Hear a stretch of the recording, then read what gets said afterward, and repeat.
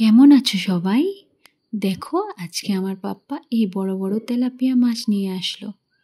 আমি কিভাবে রান্না করেছি মাছটাকে দেখো। প্রথমে মাছটাকে কেটে ধুয়ে পরিষ্কার করে ওর মধ্যে হলুদ নুন দিয়ে মেখে রাখলাম। অল্প কাঁচা লঙ্কা পেঁয়াজ পেস্ট করে ওর মধ্যে একে একে সব গুঁড়ো মশলা হলুদ গুঁড়ো জিরে গুঁড়ো লঙ্কা গুঁড়ো পরিমাণ মতো দিয়ে রেখে দিলাম। আর একটা বাটিতে অল্প পেঁয়াজ কুচো আর ধনেপাতাও কুচো করে নিয়ে নিলাম।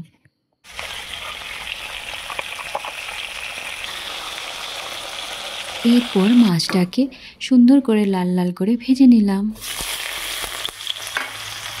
তারপর সরষের তেলে পেঁয়াজ কুচিগুলি দিয়ে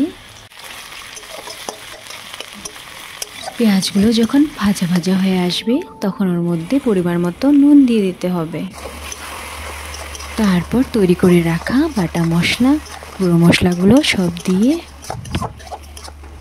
মশলাটাকে ভালো করে কষিয়ে যখন মশলা থেকে তেল ছেড়ে আসবে তখন ওর মধ্যে জল ঢেলে দিয়ে জলটা ফুটে আসলে একে একে সব মাছগুলো ঢেলে দেব।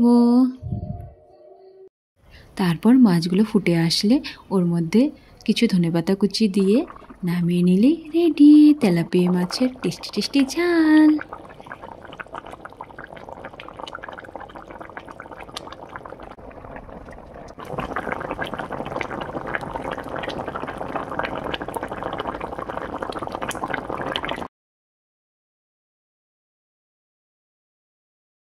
দেখো আজকে লাঞ্চের থালিতে কী কী আছে।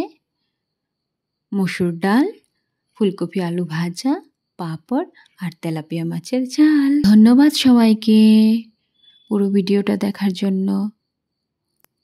Please like share and subscribe. Bye bye.